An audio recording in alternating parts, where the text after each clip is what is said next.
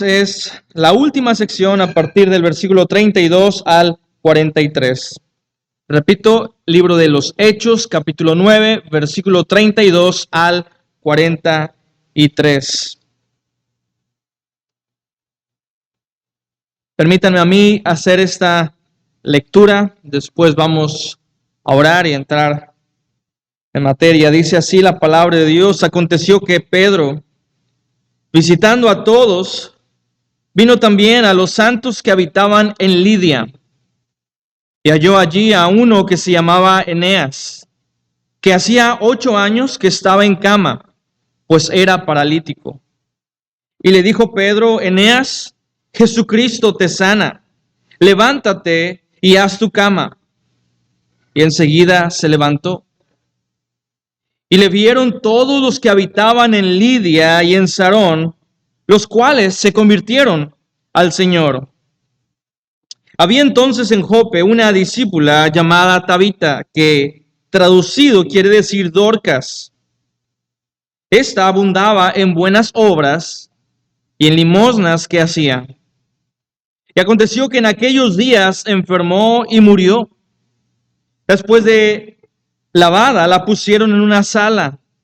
Y como Lidia estaba cerca de Jope, los discípulos, oyendo que Pedro estaba allí, le enviaron 2 hombres a rogarle: no tardes en venir a nosotros.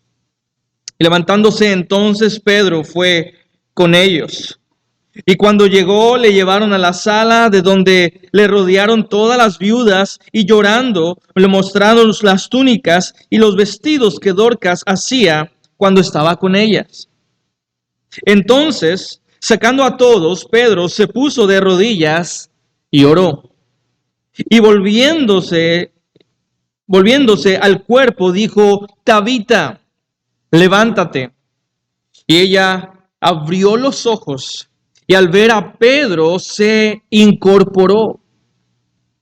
Y él, dándole la mano, la levantó. Entonces, llamando a los santos y a las viudas, la presentó viva. Y esto fue notorio en todo Jope. Y muchos creyeron en el Señor. Y aconteció que se quedó muchos días en Jope, en casa de un cierto Simón, curtidor. Esta es la palabra de Dios, hermanos. Acompáñenme en oración. Padre, gracias por darnos tu palabra nuevamente. Estamos conscientes de que necesitamos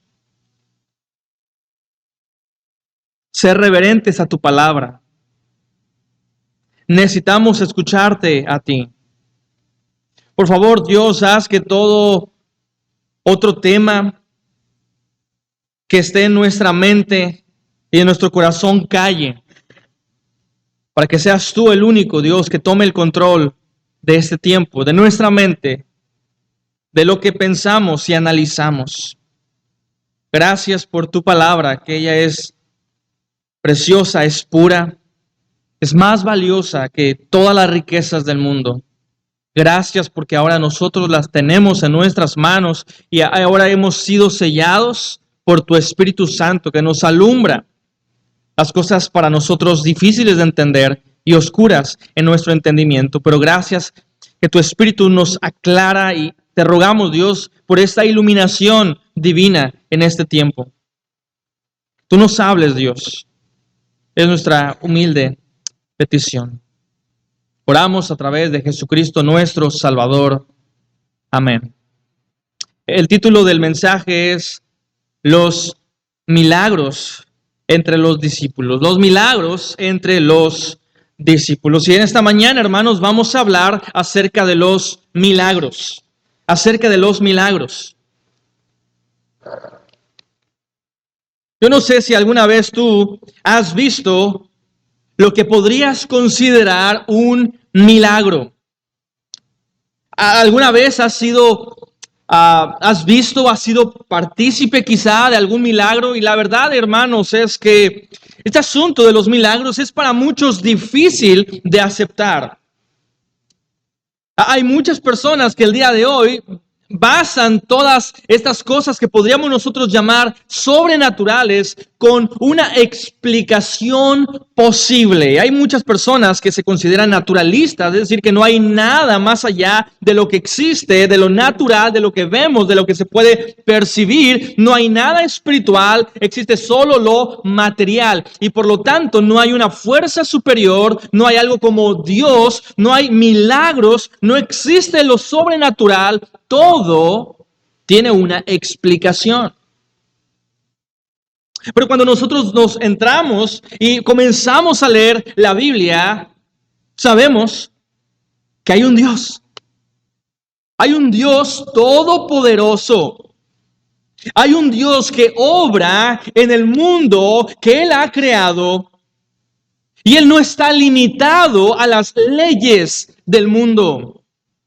Él es el único que puede obrar en lo sobrenatural. Y aun y cuando sigue habiendo muchas explicaciones científicas para cosas que antes desconocíamos, Dios es el único que puede obrar de forma sobrenatural. Hay cosas que suceden en el mundo que aún doctores, científicos no lo saben, no saben cómo explicar lo que sucede, lo que ocurre. Pero los milagros, hermanos, son una realidad en el mundo en el que vivimos. Hay milagros. Los milagros son siempre sobrenaturales. No siempre, o más bien es imposible explicar científicamente un milagro. No es posible. Pero Dios obra de esa forma, de ese modo, en este mundo tangible. Aún el día de hoy, hermanos, tenemos que decir que existen milagros. Ahora la pregunta es, ¿alguna vez has visto un milagro? Retomando la primera pregunta, ¿alguna vez has visto un milagro? ¿Has sido participante de un milagro? Y creo que la mayoría de nosotros podríamos decir que un milagro como los que vemos en la Biblia no lo hemos visto. Quizá hemos visto cosas bastante parecidas a milagros, sin duda, pero nunca de esta forma tan sobrenatural, tan visible. Y la siguiente pregunta es, ¿Dios sigue actuando a través de milagros? Y si es así, ¿por qué pareciera que en este mundo, en la actualidad, hay cada vez menos lo que podríamos nosotros considerar milagros? ¿Por qué parece que como que la mano de Dios se ha retraído y no está obrando de la misma forma que lo hizo en Egipto por medio de esas 10 plagas? ¿Por qué no vemos a Dios sanando a leprosos, a paralíticos, a personas con serios problemas de salud? ¿Por qué a veces no vemos el día de hoy este tipo de milagros? Y tendríamos que decir que pueden ser 2 causas principales. La primera de ellas es que Dios tiene un propósito. Dios tiene un propósito para la salud, Dios tiene un propósito para la enfermedad. Dios tiene un propósito. Y cuando nosotros nos acercamos a la Biblia, tenemos que ser conscientes de esto. Hay sanidades, hay muchas sanidades en la Biblia, pero escucha, hermano, también hay muchas personas que siguen enfermas en la Biblia. Pablo le dice a Timoteo, toma un poco de vino para tus enfermedades. Y Timoteo estaba enfermo y Timoteo al parecer nunca sanó de sus enfermedades estomacales. Algunos lo piensan, que se refería a enfermedades estomacales. Cuando habla de algunos de los acompañantes del apóstol Pablo, Epafras fue uno de ellos que enfermó y estuvo a punto de morir y él se recuperó, pero estuvo enfermo. Cuando habla acerca de Trófimo, que dejó en Mileto, también lo dejó enfermo. El apóstol Pablo mismo estuvo enfermo y él dice, le estuve rogando a Dios 3 veces que quitara de mí este aguijón y Dios no lo hizo. Dios no lo hizo. Y hermanos, Dios no puede ser manipulado. Nosotros oramos. Nosotros decimos, Dios, sé tú el que obras. Pero este asunto de milagros creo que se ha malentendido en parte debido a muchos grupos evangélicos que enfatizan demasiado los milagros, los dones y a veces creemos o nos han hecho creer en algunas iglesias que Dios puede ser de alguna forma manipulado. Dios quiere que tú seas sano. Dios no quiere que tú estés enfermo. Así que lo único que tienes que hacer es pagar tanto dinero, mandar cierta ofrenda, comprar cierto aceite de Jerusalén, ¿verdad? Y vas a ser sanado. No es de esa manera. Dios no puede ser manipulado. Él es Dios. Nosotros lo que hacemos es orar. Es lo que dice Santiago. ¿Está alguno enfermo? Llame a los ancianos para que oren por él. Pero aún nuestra oración, hermanos, no debe de ser una oración manipuladora. Ni siquiera deberíamos orar, Dios, te prometo que ahora sí, si tú me sacas de este problema, yo te prometo que ahora sí. Dios es bueno. Dios a veces permite recuperar la salud, aun y cuando nosotros queremos de alguna forma manipular a Dios. Pero hermano, quiero decirte que Dios no puede ser manipulado. Y aún así, el llamado que Dios nos hace es llevarle a Él las cargas, llevar a Él cualquier necesidad. Y esto incluye las necesidades físicas, la enfermedad. Y la otra causa, hermanos, de que posiblemente el día de hoy vemos menos milagros es debido a nuestra fe. El Señor Jesucristo mismo lo dijo, cuando el Hijo del Hombre regrese al mundo, hallará en el mundo fe. Porque muchas veces nuestra confianza está más en los doctores, los medicamentos. Muchas veces nuestra solución primera son nuestros recursos, nuestras habilidades, nuestra cuenta del banco. Y eso es lo que a nosotros nos da una aparente seguridad. Pero hermano, quiero recordarte en esta mañana que el único que puede obrar en lo imposible es Dios. Es el único que puede obrar. Y vamos a ver en estos versículos, en este desarrollo a partir de 32 al final de este capítulo 9, tres cosas. Tres cosas acerca de este pasaje. En primer lugar, la misión de Pedro. La misión de Pedro. Y quiero que veas el versículo número 32. Dice, aconteció que Pedro. Ahora, aquí hay algo importante, porque lo que habíamos estado escuchando no era sobre Pedro, sino era ¿sobre quién? Sobre Pablo o Saulo, ¿sí? Nos quedamos la semana pasada en esta transición, en ese tiempo de aparente oscuridad del apóstol Pablo, que algunos creen son 9 años o 10 años, que no se nos dice nada de Pablo. Él va a Tarso y está allá. La próxima vez que va a aparecer es en el capítulo 11, pero en este momento hace una pausa en el ministerio y en la vida de Pablo y se enfoca nuevamente en Pedro. Pedro, la última vez que vimos a Pedro, por cierto, ¿recuerdas que fue cuando él va a Samaria? Debido a que Felipe ha estado evangelizando la región de Samaria y de pronto hay muchos convertidos y entonces Pedro va a ayudarle a Felipe a dar seguimiento a esas personas que han sido salvas. Es ahí donde se encontró Pedro la última ocasión, Pedro haciendo el ministerio en Samaria. Y Lucas está retomando la historia de Pedro y dice, aconteció que Pedro, visitando a todos. ¿Qué ministerio del apóstol Pedro? Visitando a todos. ¿A quién se refiere a todos? Sería algo difícil, ¿verdad? Para Pedro estar visitando a todos los cristianos. Sí, pero podemos entender que se refiere a regiones.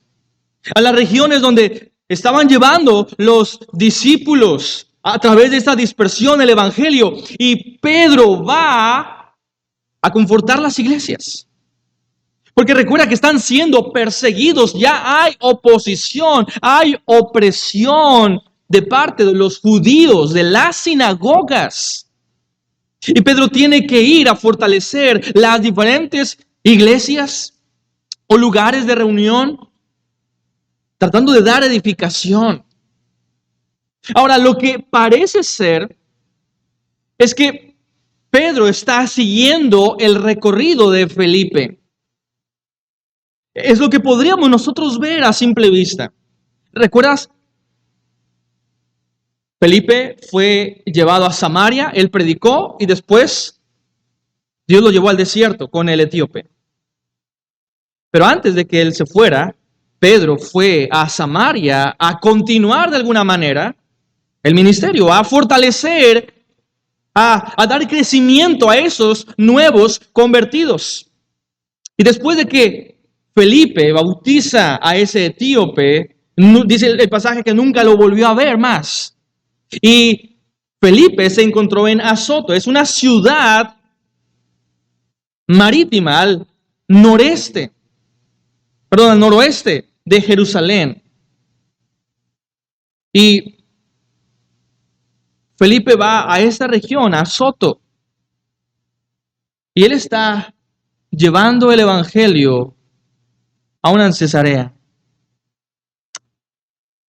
Y lo que vemos en el pasaje es que Pedro estaba visitando a todos, pero vino también a los santos que habitaban en Lidia. Es la misma región donde Lucas había dejado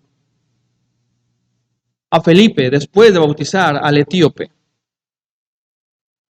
Y esto se me hace bien interesante, que de alguna forma podríamos ver el ministerio de Felipe y de Pedro como casi como un ministerio compartido. ¿Sí? Mientras Felipe va y predica, él se mueve de un lugar a otro, pero lo sigue Pedro. Sigue dando seguimiento a esas personas a donde ha ido Felipe con el evangelio. Y lo hablábamos, ¿verdad? Cuando veíamos ese llamado de Pedro a Samaria, la razón por la que Pedro va a Samaria no es de alguna forma como para que Pedro estuviera supervisando. No es que Pedro tiene que ir viendo y analizando, Felipe lo está haciendo bien o lo está haciendo mal. No creo que sea ese el enfoque. Pero recuerda que hay diferentes habilidades. Hay diferentes formas de servir. Y Felipe sin duda tenía un don más al evangelismo. Él compartía el evangelio. Para él era muy fácil conectarse con personas, predicar explosivamente sobre el evangelio y sobre Jesucristo mismo.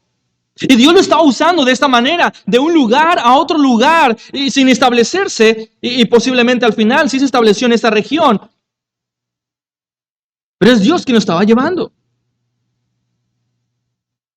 Y Dios está enviando a Pedro para dar seguimiento de alguna forma al ministerio de Felipe. Y el asunto, hermanos, es que todos deberíamos estar compartiendo el evangelio. Puedes ver cómo el apóstol Pedro, el apóstol de Jesucristo, fue uno de los 12 escogidos. ¿Sí? Pedro mismo tuvo ese llamado del Señor. Pero Pedro no es el único que está compartiendo el Evangelio. Felipe también está compartiendo el Evangelio, pero no solo Felipe está compartiendo el Evangelio, sino todos los discípulos que fueron esparcidos iban predicando el Evangelio de Cristo.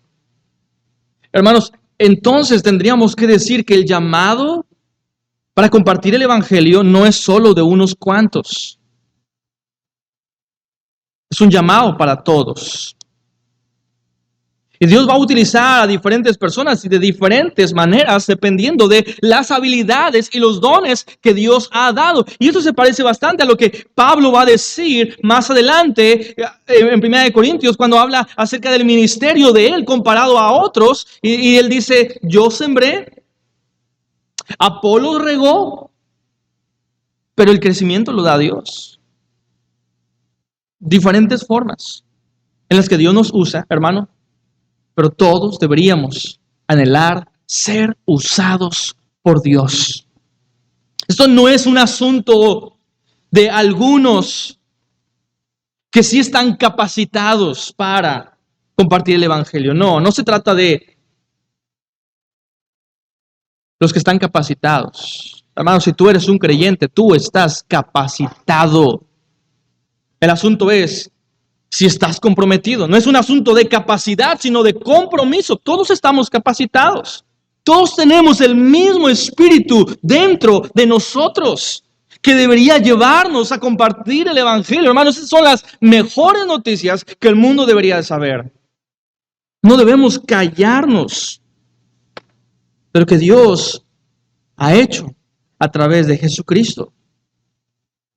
Entonces, vemos cómo Pedro va visitando a todos y sabemos que va con el propósito de edificar. Ese es el propósito, es la misión de Pedro, edificar a las iglesias, edificar a los creyentes. Y creo que notes también una palabra más que describe a esas personas que han sido salvas. Dice ahí el versículo número 32, vino también a los santos. Vino también a los santos. Un poco más adelante también se refiere a los cristianos como los santos. Ahí el versículo 41 dice, y él dándole la mano le levantó a Tabita. Entonces, llamando a los santos. Esta es una palabra como bastante interesante. La palabra más común para referirse a la comunidad de creyentes, a los que han sido salvos por Jesucristo, en el libro de los Hechos, es la palabra discípulo. Y aparece más de 30 veces esta palabra. Sabemos, el día de hoy los conocemos y nos llamamos cristianos. Este es un término que se va a acuñar mucho más adelante en Antioquía. Es el primer lugar donde se les llama a los seguidores de Cristo cristianos por primera vez. Pero también en algunas ocasiones, contadas, pero algunas veces también, se refiere a los discípulos de Jesucristo como los santos. 2 veces en este pasaje se nos describe a los discípulos, a los creyentes como santos. Porque, hermano, no debemos de dejar de predicar acerca de la santidad de Dios. El llamado al Evangelio, el llamado a la salvación, es un llamado a creer lo que el santo hizo. El hombre más santo vino a morir por todos los pecadores y a través de su vida nosotros ahora somos santificados. Es una santificación posicional, declarados santos delante de Dios, pero también es una santificación progresiva, en que nosotros tenemos que vivir en santidad. Dios nos llama a ser santos. Sed santos, porque yo soy santo. Hermano, y no debemos de olvidar que no somos de este mundo. Estamos estudiando el libro de los Hechos y nos damos cuenta cómo inmediatamente los seguidores de Jesucristo enfrentan gran oposición y gran opresión. ¿Debido a qué? Debido a su vida. Porque ellos no eran como los paganos. Ellos eran muy diferentes a los griegos y su idolatría y sus acciones y sus costumbres, pero también ellos eran muy diferentes a los romanos.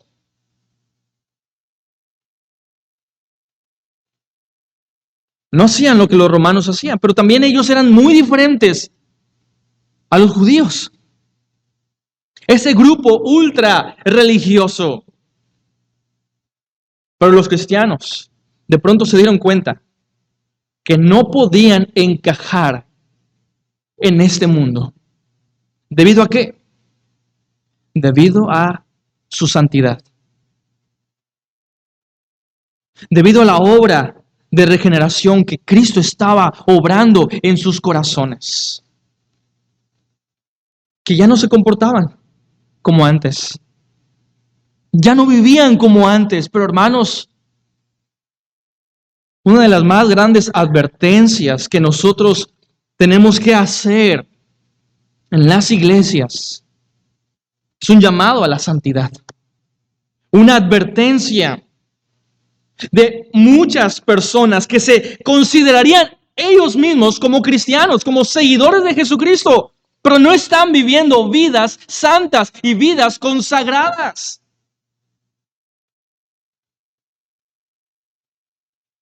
Los teólogos del siglo pasado decían que uno de los grandes miedos era que no hubiera una diferencia entre la iglesia de Cristo y el mundo en general. Hermanos, el día de hoy nos encontramos en ese punto en la historia de la iglesia, donde casi no se puede distinguir entre el mundo y la iglesia, porque ha entrado mucho mundo a la iglesia, mucho pecado. Pero hermanos, nuestro llamado es seguir la santidad de Dios, ser santos, porque nuestro Padre es santo. Ser santos, porque el hombre más santo nos vino a rescatar, a perdonar y a limpiar de nuestros pecados. Ahora tú y yo podemos vivir en santidad, hermano. No significa perfección. No significa de alguna manera que voy a alcanzar cierto grado de espiritualidad y de pronto ya no tengo ningún pecado. Nada que me lleve a pecar. No se trata de eso. Pero se trata de una vida en arrepentimiento constante. Si alguno hubiere pecado, abogado tenemos para con el Padre a Jesucristo el justo. Si alguno dice que no tiene pecado, está mintiendo y le hace a él mentiroso. Pero esta es nuestra esperanza. Podemos pecar, podemos caer en pecado, pero recuerda, hermano, lo que no podemos es vivir en pecado. Lo que no podemos hacer los cristianos es permanecer en pecado. Un pastor lo ponía de esta forma, creo que ya lo he explicado, lo he mencionado en ocasiones pasadas. Un pastor dice, mira, una oveja puede caerse al lodo, pero no se va a sentir a gusto en el lodo porque no es su naturaleza. Solo los cerdos están a gusto en el lodo, debido a su naturaleza. Hermano, nosotros somos distintos. Recuerda, el pasaje nos recuerda que somos santos. Y deberíamos nosotros de buscar esa santificación progresiva. Pedirle a Dios que nos ayude a crecer, a madurar, y lo va a hacer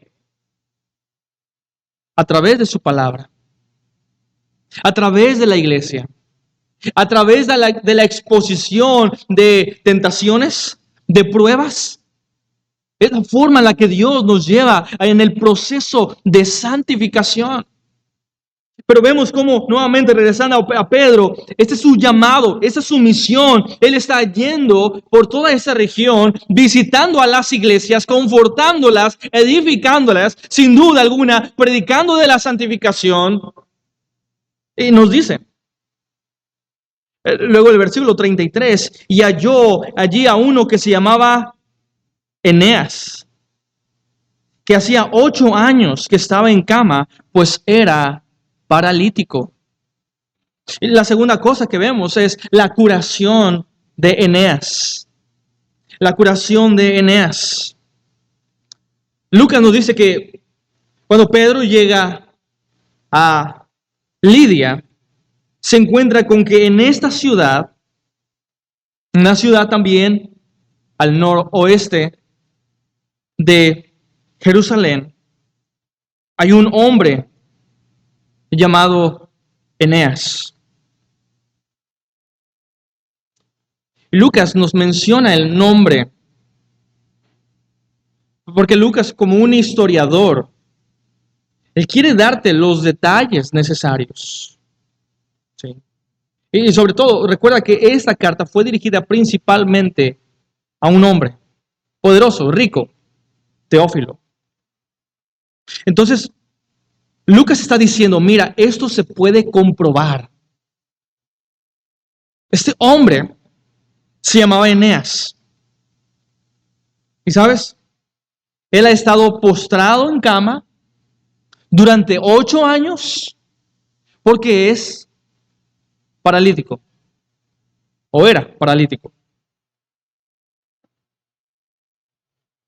Ahora, qué difícil debió de haber sido para este hombre vivir con esta discapacidad durante 8 años. El día de hoy estamos rodeados de tecnología, medicina, tratamientos, doctores, herramientas para hacer de la vida de un hombre como él mucho más fácil, donde no tenga que depender de otros, donde él de alguna forma puede más o menos llevar una vida común. Pero recuerda, en ese momento no existe nada de esto. No existen esos instrumentos de la medicina. No existe nada. Lo único que existe es esta terrible enfermedad. Y está limitando su vida. Él no puede mantenerse a sí mismo. Él no puede viajar. Él está privado de sus libertades más básicas. Y ha sido su vida esta por 8 largos años.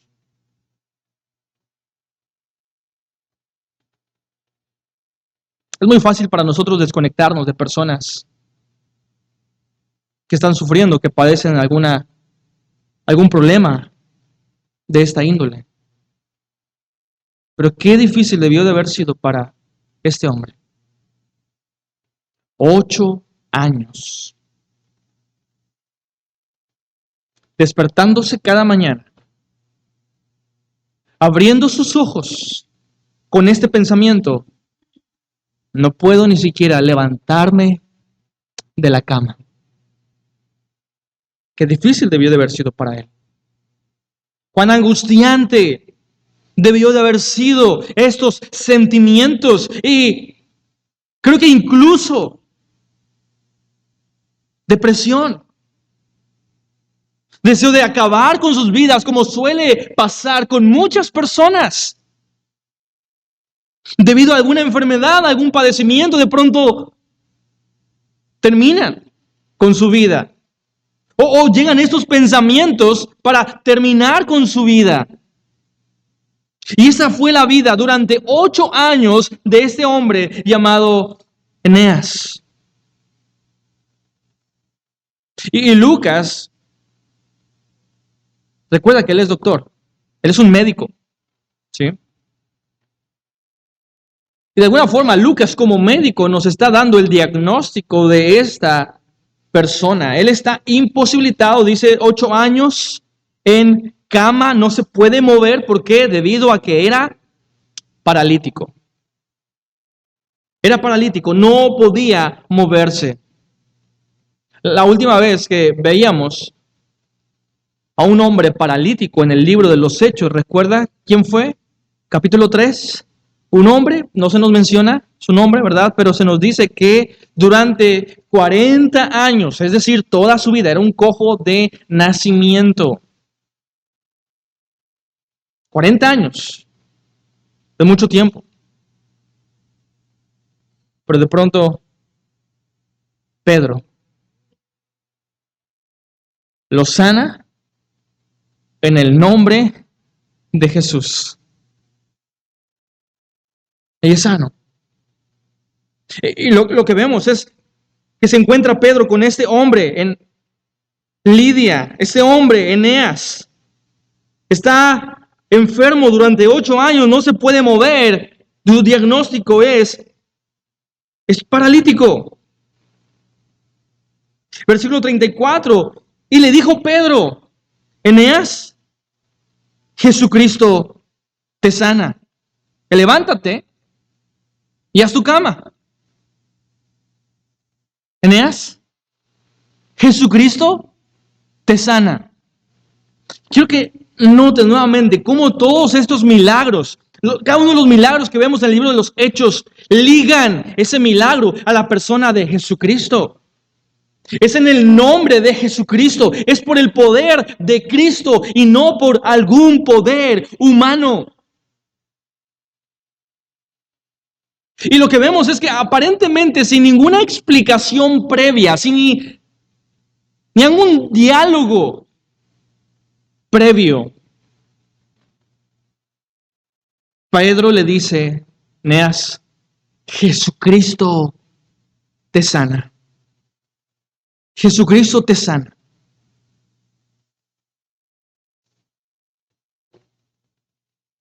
¿Cómo debió de afectar a Eneas escuchar esto? Y seguido de esta promesa, Jesucristo te sana, le da un mandamiento. Eneas, porque Jesucristo te sana, levántate. Levántate. Quiero decir que para que Eneas se levantara, eso debió de requerir para él fe. Pedro está diciendo, mira, el Señor te sana. El Señor te está dando esto. Pero Él requiere de tu vida fe. Tienes que tener fe. Tienes que decidir creer la palabra de Dios. Lo que Dios dice respecto a tu condición. Creer. Todos los milagros que el Señor Jesucristo hizo, los hizo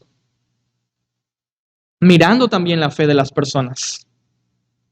En algún momento incluso las personas tuvieron que confesar, yo creo, pero mi fe aún es débil. Creo, pero Señor, ayuda a mi incredulidad para poder creer realmente. Hermano, la fe no va a ser perfecta. Hay momentos donde vamos a dudar y vamos a luchar con lo que quizá Dios podrá hacer esto. Quizá Dios no puede obrar en esto. O incluso con el simple hecho de no orar y no llevar a Dios nuestras cargas, es como si dudáramos de Dios. Hermano, no hay una carga lo suficientemente pesada que Dios no pueda llevar. No hay una carga lo suficientemente ligera para que tú la lleves también. Todas tus cargas, todas tus ansiedades, todas tus preocupaciones, las debes echar sobre Él. Debes de tener fe que Él tiene cuidado de ti. Él tiene cuidado de nosotros, hermanos. Tenemos que ir a Dios en oración. Eso es un acto de fe, orar a Él. Y mira, aquí es Pedro el que está diciendo, Eneas, Jesucristo te sana. Levántate. Levántate. Esto es obra de Dios. Esto es lo que quiere hacer Dios para tu vida, pero tú tienes que responder con fe. Así que, Eneas, levántate. Ahora, a propósito, es bastante interesante cómo la última cosa que le dice es, haz tu cama. ¿Sí? No sé cuántos de ustedes cuando se levantan tienden la cama. ¿Sí? Algunas mamás, ¿verdad? O esposas están contentas con este pasaje. Porque querían buscar un mandamiento, ¿verdad? Para decirle a su esposo, a su hijo, tiende la cama, haz la cama. Bueno, ahora lo han encontrado. ¿Sí? Le dice, levántate y haz tu cama. O sea, tú lo puedes hacer. Ahora, levántate, haz tu cama. Y dice, en la última parte del 34, y enseguida se levantó. Esa es la fe, el tipo de fe que está buscando Dios. Una fe activa, una fe capaz de obedecer. No solo que cree lo que Dios puede hacer, pero que obedece lo que Dios pide hacer. Ese es el tipo de fe que Dios está buscando. Y luego nos dice, versículo 35, y le vieron todos los que habitaban en Lidia y en Sarón, los cuales se convirtieron al Señor. Y es como, muchos piensan que lo que Lucas está haciendo es una posible exageración. ¿Cómo es posible que todas las personas que habitan en Lidia y en Sarón se conviertan al Señor? Y sin duda es posible, pero lo que nos dice principalmente es que eso fue notorio a los habitantes de Lidia y Sarón. ¿Sí? No sabemos si en realidad todos se convirtieron, dice los cuales se convirtieron al Señor. No sabemos si todos o algunos de estos lugares se convirtieron al Señor, pero sin duda hubo personas salvas. Personas salvas. Debido a este milagro, a esta curación, un hombre que 8 años estuvo sin poder moverse y de pronto Dios aparece, Pedro aparece y le sana. Los milagros en el libro de los Hechos aparecen. Hay cerca de 12 milagros en el libro, 14 milagros, sanidades de personas enfermas, 14 sanidades en el libro de los Hechos. De los 28 capítulos que vemos en el libro de los Hechos, en 12 capítulos hay sanidades. ¿Sí? Entonces es muy claro esa continuidad. ¿Sí? Y todo apunta a eso.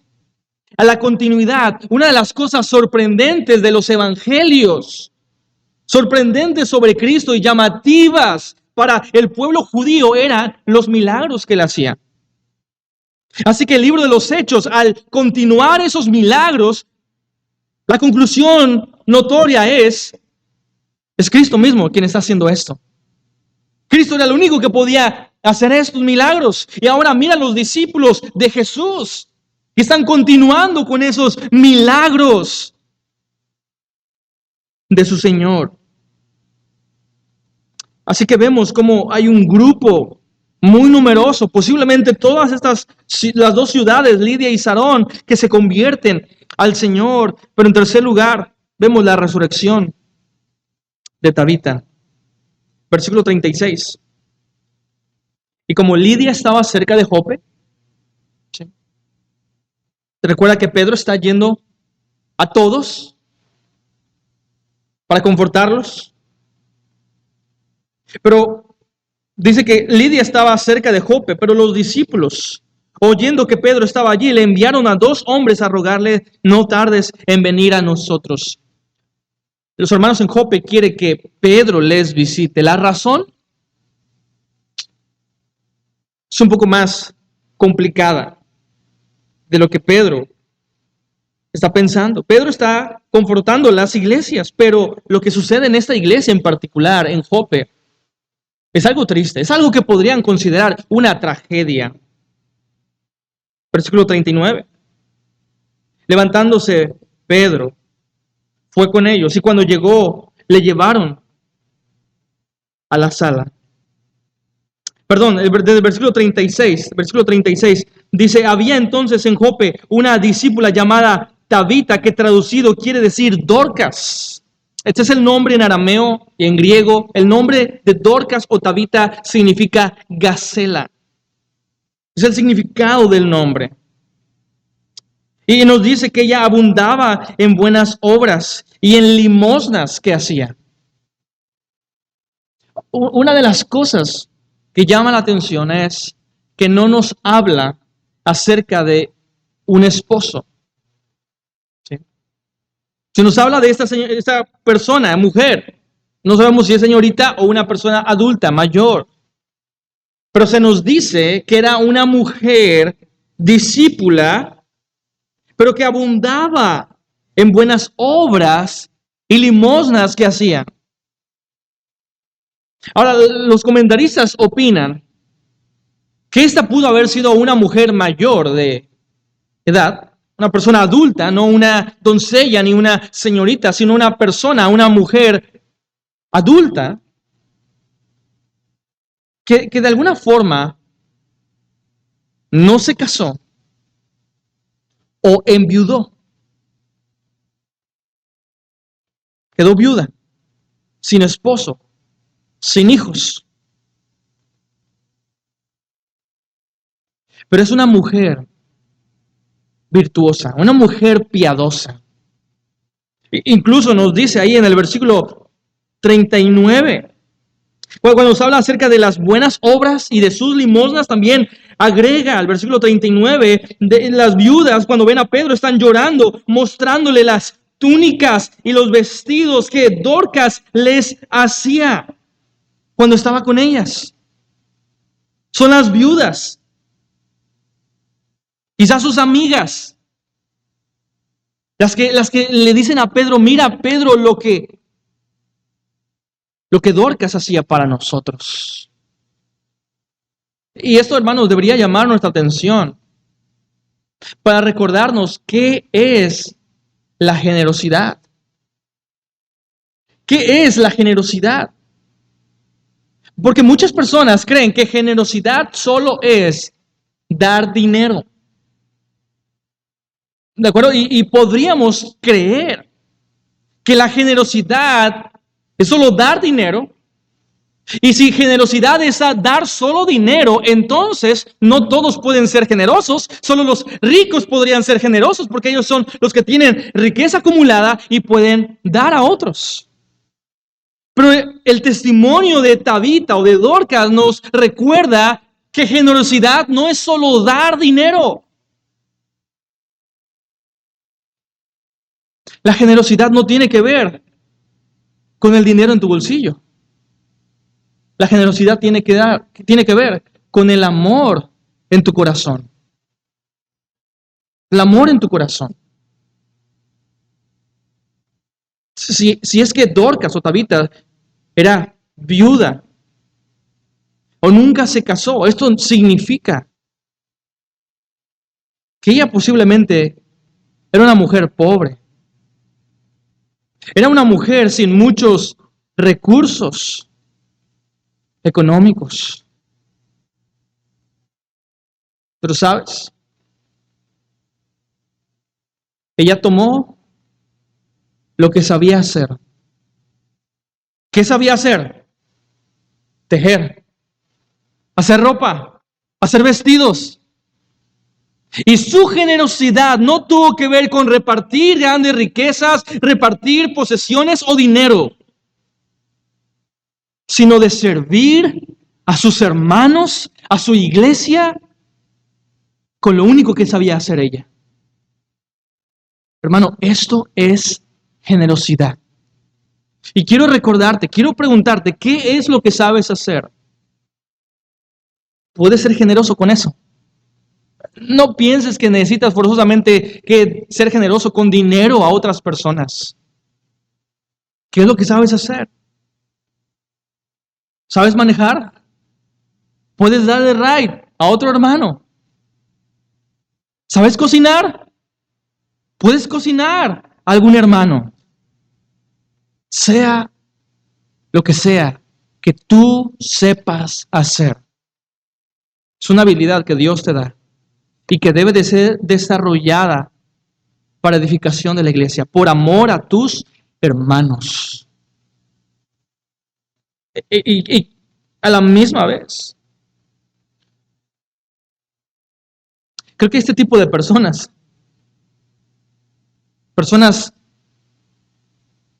que realmente vivieron amando a la iglesia, son las que más extrañan cuando no están.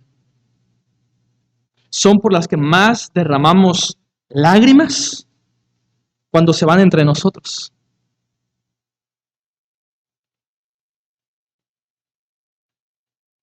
¿Cómo será mi funeral? ¿Habrá personas que lloren por mí? O quizá nadie va a estar recordando, ¿no? Pero qué bonito es.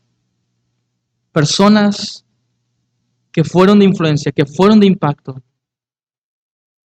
por las que se llora. Y nos sigue diciendo, ¿bien?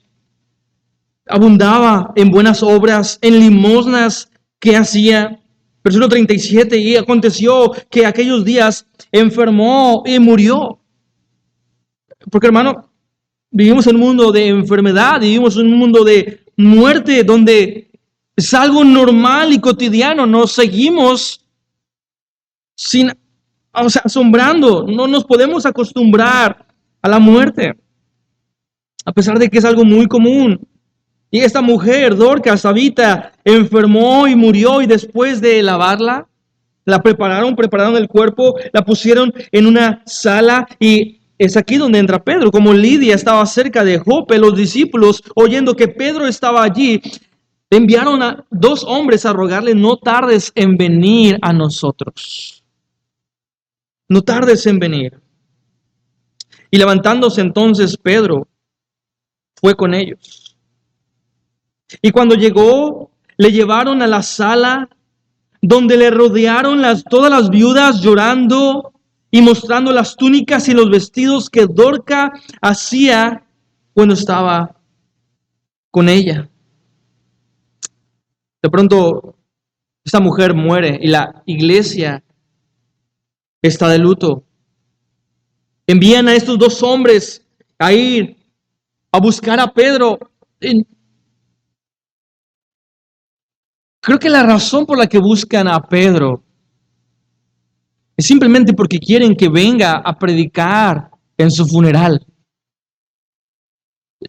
No hay razón para creer que lo que querían que Pedro hiciera era que la resucitara.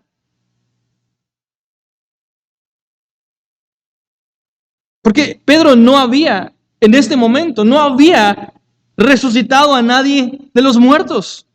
En el Nuevo Testamento hay solo 5 resurrecciones. Bueno, 6 contando la del Señor Jesucristo. Pero 3 resurrecciones las hizo el Señor Jesucristo. La hija de Jairo, a una viuda de Naín y a Lázaro. Sabemos de una resurrección más adelante en el libro de los Hechos que va a ser Pablo. Eutico, que se cayó, ¿verdad? Mientras él estaba predicando.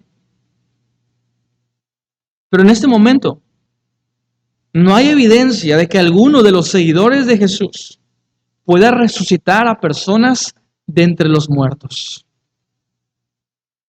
Así que le hablan a Pedro para que predique en el funeral de Dorcas. Es lo que yo quiero creer. No tenían idea de lo que Pedro estaba a punto de hacer, pero Pedro se levantó, fue con ellos, vio a las viudas que estaban lamentando, llorando, mostrando esas evidencias de la piedad y del amor de Dorcas.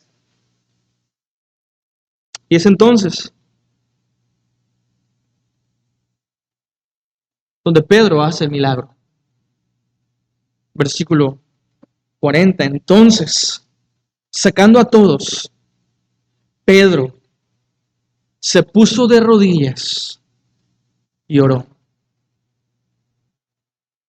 Gran descripción acerca de la oración.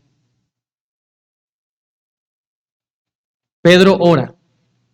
Lucas es muy descriptivo. Pedro está de rodillas y Pedro está orando.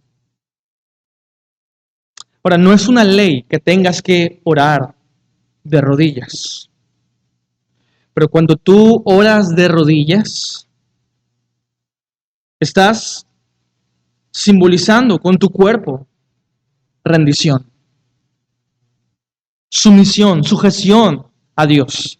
Estás reconociendo que tú no eres nadie, que estás delante del Rey Todopoderoso, que tú no puedes llevar a cabo alguna petición y que de alguna forma obligues al Rey del universo a hacer lo que tú le pides. Pero estás suplicándole de rodillas. Simboliza la humildad que debería de haber en tu corazón. Es una gran descripción acerca de la oración. ¿Sí? Pedro se puso de rodillas y comenzó a orar. Y cuando terminó de orar, Lucas no nos dice cómo fue la oración ni cuánto duró en oración. Pero entonces se dirige al cuerpo de esa mujer que estaba sin vida. Ese cuerpo ahí yaciendo en ese salón, en esa sala. Y dice, Pedro le dijo, Tabita, levántate. Y ella abrió los ojos y al ver a Pedro se incorporó. Ese es el milagro. No podemos explicar. No hay forma de explicar una resurrección. No hay forma de hacerlo. Lo único que podemos nosotros decir es, para Dios no hay nada imposible. Es la única explicación, es lo único que podemos decir ante un milagro así. Es el poder de Dios. Versículo 41, y él dándole la mano la levantó, entonces llamando a los santos y a las viudas, la presentó viva. Quisiera imaginarme la cara de todas estas mujeres viudas, de toda la iglesia, los hermanos reunidos al ver este gran milagro. Ellos no estaban anticipando esto. Ningún discípulo había resucitado a alguien, solo Jesús lo había hecho cerca de 20, 30 años atrás. Pero ahora hay un milagro más. Esta mujer, Dorcas o Tabita, resucitando de los muertos. Versículo 42 dice, esto fue notorio en toda Jope y muchos creyeron en el Señor. Muchos creyeron en el Señor. Nuevamente hay personas salvas. Versículo 43, y aconteció que Pedro se quedó muchos días en Jope, en casa de un cierto Simón curtidor. Ahora, ¿qué es un curtidor? Es una persona que trabaja con las pieles de animales. y animales muertos, ¿verdad? Tengo que especificar, son animales muertos porque para un judío tocar un cadáver equivalía a estar inmundo. Mucho más si se trataba, porque un judío podía incluso tomar pieles o sí, pieles de animales muertos, pero siempre y cuando fueran animales limpios.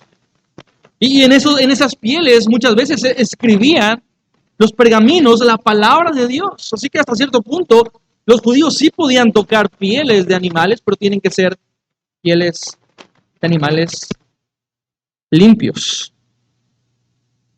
Pero los curtidores eran despreciados, porque ellos, los que trabajaban con las pieles, muchas veces tenían que tomar pieles de animales inmundos. Era también un oficio despreciado por los judíos y aborrecido por los fariseos. Y creo que Lucas está de alguna forma preparándonos de cómo Pedro estuvo aquí con este hombre en la casa de este curtidor llamado Simón en Jope, porque nos está preparando para el siguiente capítulo. ¿De qué trata? De Pedro reconociendo que Dios no solamente tiene un plan para los judíos, sino para todos los hombres. No solo los judíos pueden ser parte del reino de Dios, sino todos los que creen en Cristo, sean judíos o griegos. Dios no hace acepción de personas. ¿Y recuerdas esa escena, esa visión de Pedro? Ese rollo, ¿verdad? Que desciende del cielo con animales inmundos. Y Dios le dice, Pedro, levántate, mata y come, pero nunca mis labios han comido cosa inmunda. Lo que yo he limpiado, Pedro, no lo llames inmundo. Y es como una preparación al siguiente capítulo. Eso lo veremos la próxima semana, si Dios lo permite. Pero hasta este momento, hermano, quiero recordarte que esta historia, estos versículos, no nos hablan principalmente de Pedro. Quiero recordarte una vez más que estos son hombres a quienes Dios usó de alguna forma, sí, pero la gloria es de Dios. Se trata de Cristo. No se trata de Pedro. No se trata de Dorcas. Se trata de Cristo. Y hay muchas similitudes entre lo que Pedro está haciendo y lo que Cristo hizo. ¿Recuerdas lo que Pedro le dice a este hombre paralítico? Levántate y haz tu cama. Levántate y haz tu cama. Jesús te sana. Versículo 34. Jesús te sana. Mira, Eneas, esto que está a punto de ocurrirte a ti no es debido a mí, sino debido a Cristo. El Cristo que muchos creen muerto aún vive y aún tiene poder. Él es el que te está sanando, no yo. Así que levántate y haz tu cama. Esto nos recuerda a ese paralítico al que Jesucristo sanó en casa de Pedro en Capernaum, ¿recuerdas? Al que hicieron descender, ¿verdad? Con lienzos. Y Jesús al verlo le dice, tu fe te ha salvado. Y estaban ahí algunos fariseos diciendo, esto es una blasfemia, ¿cómo este hombre dice que tiene el poder para perdonar pecados? Y Jesús se voltea a ellos y al resto de las personas y dice, ¿qué es más fácil decir?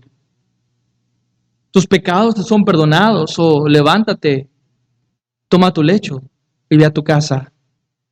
Pero para que vean que el Hijo del Hombre tiene autoridad de perdonar pecados, yo te digo, y se dirige al paralítico, levántate, toma tu lecho y ve a tu casa. Es el poder de Jesús. El poder de Jesús. Ahora Pedro no dice, yo te perdono. Yo perdono tus pecados. No, Pedro no tiene la autoridad para perdonar pecados. Pero él puede hablarle de aquel que sí perdona pecados.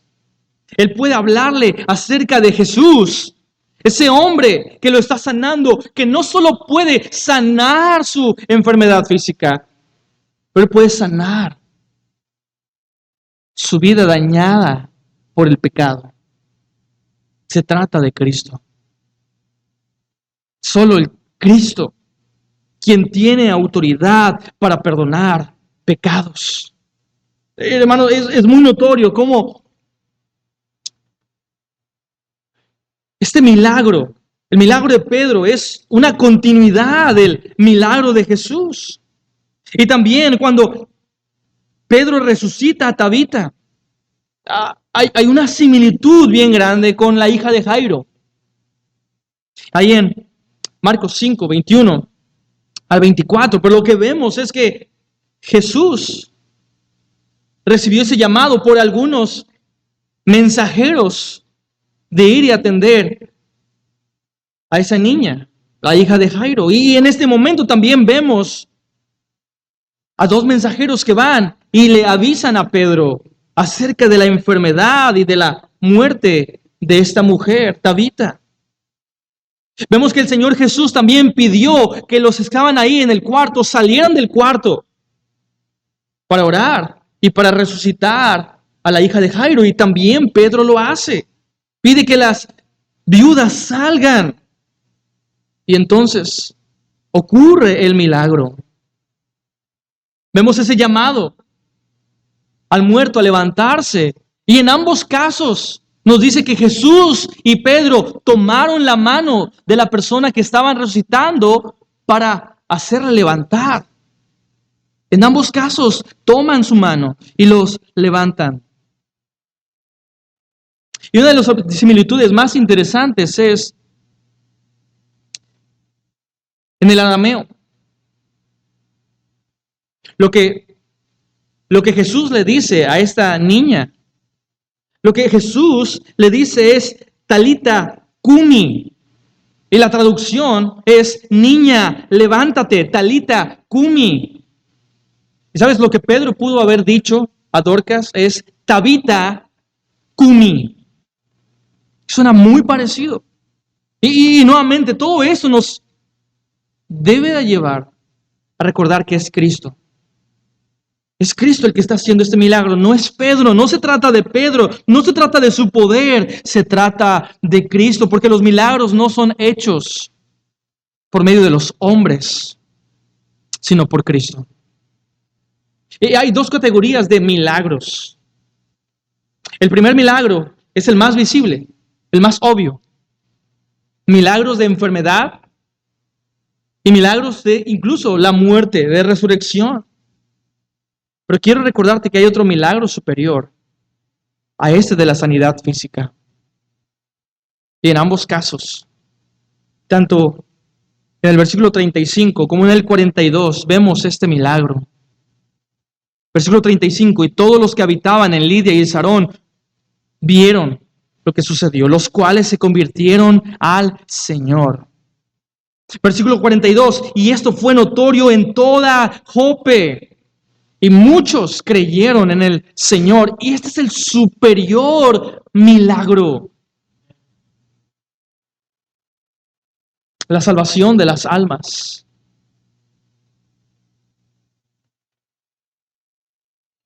Hermano, hay algo superior a la sanidad física.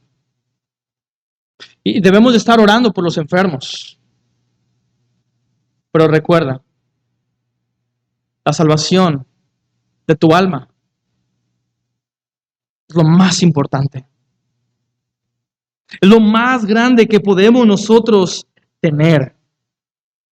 Ellos creyeron, muchos creyeron en el Señor. Pero hermano, también tenemos una responsabilidad. Se trata de Cristo, sí, pero tú y yo tenemos una responsabilidad. ¿Y cuál es nuestra responsabilidad? Bueno, ¿recuerda lo que está haciendo Pedro? Él está sanando. Él está resucitando. ¿Tú puedes sanar? ¿Puedes resucitar a alguien de los muertos? ¿Alguien que pueda hacerlo? ¿Y qué es lo que hacemos entonces? Oramos. Lo que hacemos es orar. Pero sabes, incluso los milagros de Jesús tenían como propósito señalar a la misericordia. El Señor Jesucristo, cuando hizo los milagros, lo hizo principalmente a las personas más desfavorecidas, a leprosos, paralíticos. Los milagros de Jesús tuvieron que ver con personas en profunda necesidad. Y tú y yo no podemos hacer milagros para personas necesitadas. Pero ni cuando no podemos hacer milagros, podemos hacer misericordia.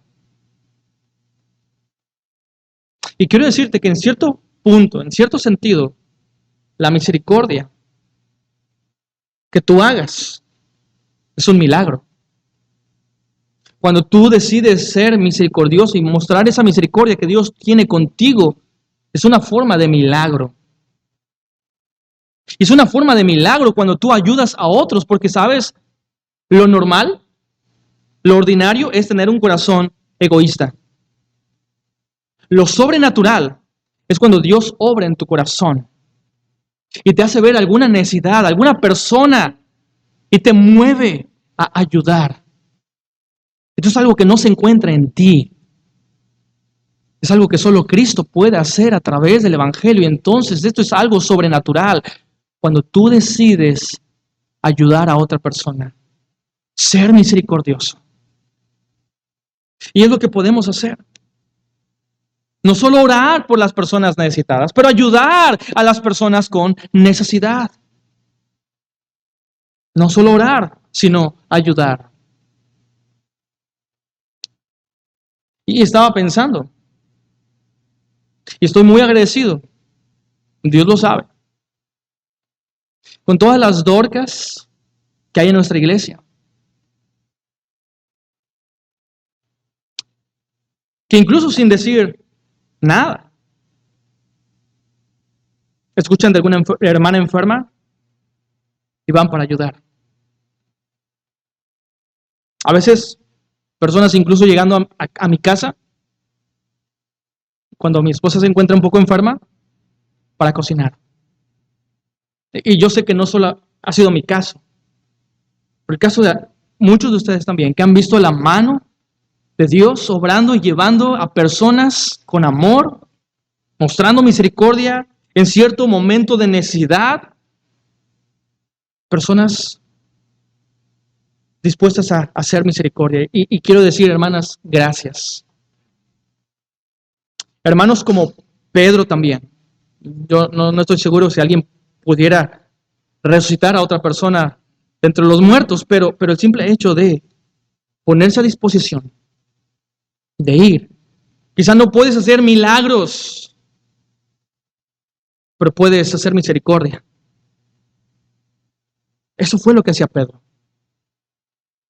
Ir, ayudar a personas necesitadas.